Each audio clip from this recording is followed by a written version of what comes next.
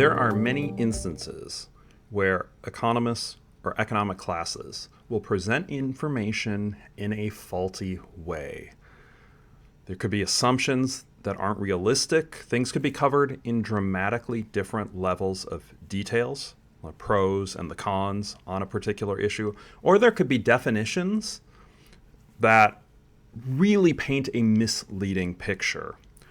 All of these together tend to make the same case for students, and it's a misleading false case. So students will take economics classes and think there should be more government intervention than there actually should be.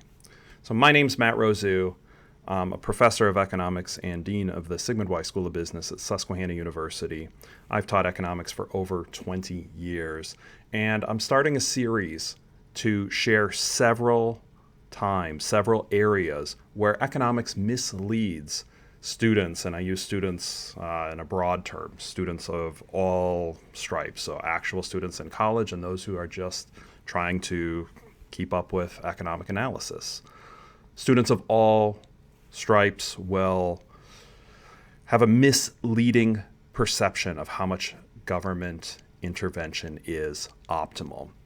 So this is a series of videos. This video is going to lay out why it's important. The next video, which I'm going to release almost simultaneously, will discuss about the first specific case where this happens. There's going to be several in this series. So why is it important? Why should we care that economics is misleading? Other than the fact that we don't like to be misled, economics is misleading people into thinking there should be more government intervention than there actually should be. So stepping back, the reason things are misleading is the assumptions that are made. And assumptions in economics aren't all bad. Really, economics, to me, it's crucial for understanding the world and how the world works, and it really depends on a lot of assumptions. Most of the time, these are quite reasonable. They'll have some impacts on the analysis, but most of the time, as long as you know exactly what you're talking about on these, it's perfectly fine. But some assumptions are ingrained in so deeply, people don't even think about them and would lead to wrong conclusions. So why does it matter that there's these false assumptions that really they bolster the case to expand government? The problem with that, of course, is by expanding government, you're reducing economic freedom. And that has been shown to be incredibly important for the well-being of the world. So there is a tremendous correlation between how economically free a country is and how well they're doing financially.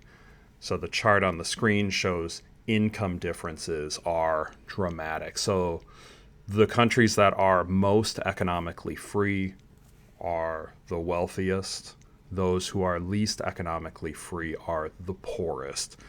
And this is definitely not just correlation, there's causation here too.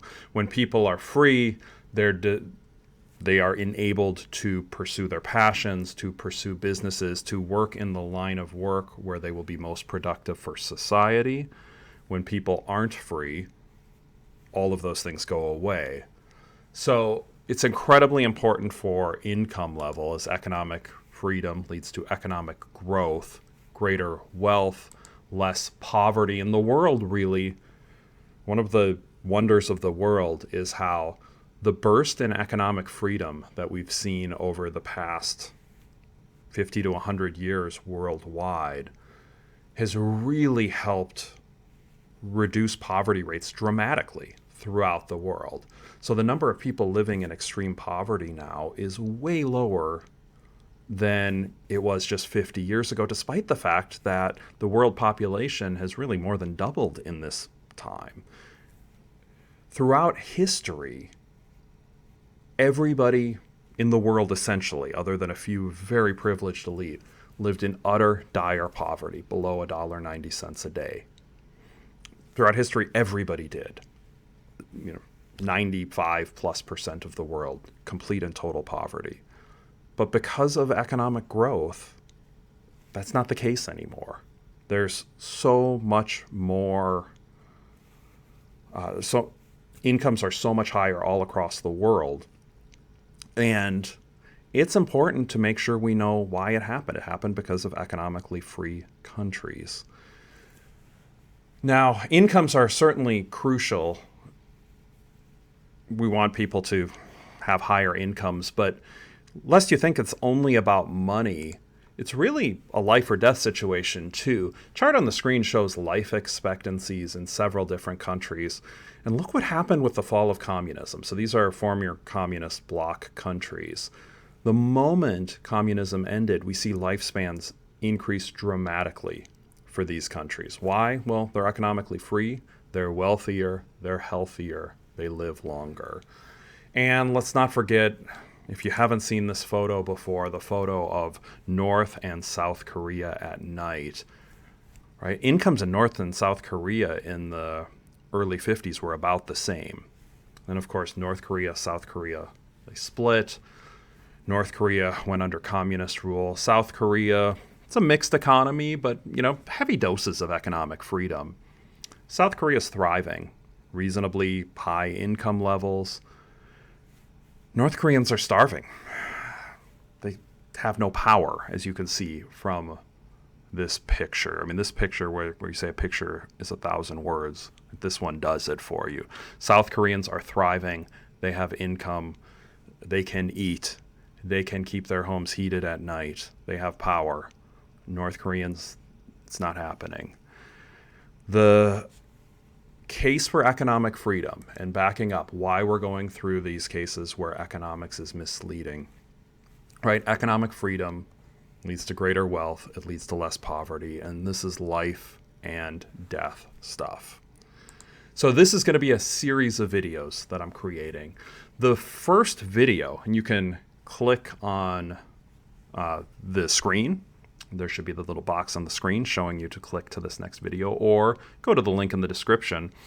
The first assumption we're going to cover that's false is that many economics textbooks and those who teach economics implicitly assume that market failures are worse than government failures. They absolutely are not. And the way that this is being taught leads to a really misleading picture on how often the government should intervene. Thanks for tuning in to this introductory episode. I hope you enjoy this content. Please subscribe and you'll get updated as more videos in this series come out and other videos. I make a lot of videos actually that tie pop culture into economics and business. This one's not quite as much in that respect. It's more just kind of plain old economic analysis or examining economics. But once again, my name's Matt Rosu. Appreciate you tuning in, and I'll see you in the next video.